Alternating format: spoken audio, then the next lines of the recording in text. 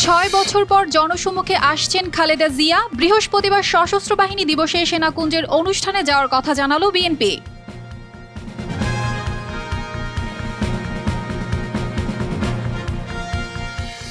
রাজনৈতিক দলের বিচারে সুপারিশ করতে পারবে আন্তর্জাতিক অপরাধ ট্রাইব্যুনাল। উপদেষ্টা পরিষদে অধ্যাদেশের খসড়া অনুমোদন।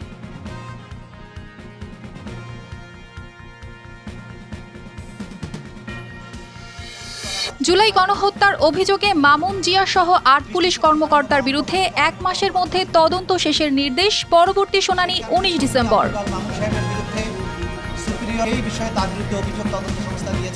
গেল ১৬ বছরের সাংবাদিকতা ও জুলাই আগস্ট আন্দোলনে শিক্ষার্থীদের সন্ত্রাসী বলা গণমাধ্যমকে চিহ্নিত করা হবে বলে জানালেন প্রধান উপদেষ্টার প্রেস সচিব শফিকুল আলম। সম্ভাব্য নির্বাচন কমিশনারদের নাম বঙ্গভবনে শিগগিরই কমিশন চূড়ান্ত করবেন রাষ্ট্রপতি।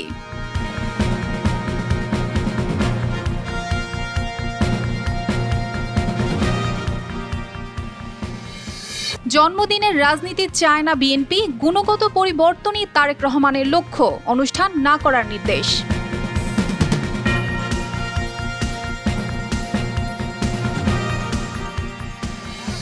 উত্তাল জাহাঙ্গীরনগর বিশ্ববিদ্যালয় অটোরিকশার ধাক্কায় ছাত্রীর মৃত্যুর ঘটনায় ৪ জন বরখাস্ত। ব্যাটারি চালিত রিকশা চালকদের বিক্ষোভ সংঘর্ষ, ২ পুলিশ সদস্য আহত।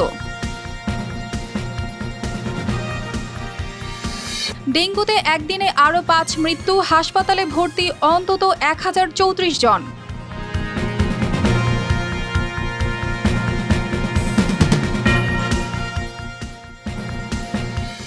প্রথমবার ইউক্রেনে অ্যান্টিপারসনেল মাইন পাঠানোর অনুমোদন যুক্তরাষ্ট্রের। রাশিয়া প্রশ্নে বাইডেন প্রশাসনের বড় নীতিগত পরিবর্তন।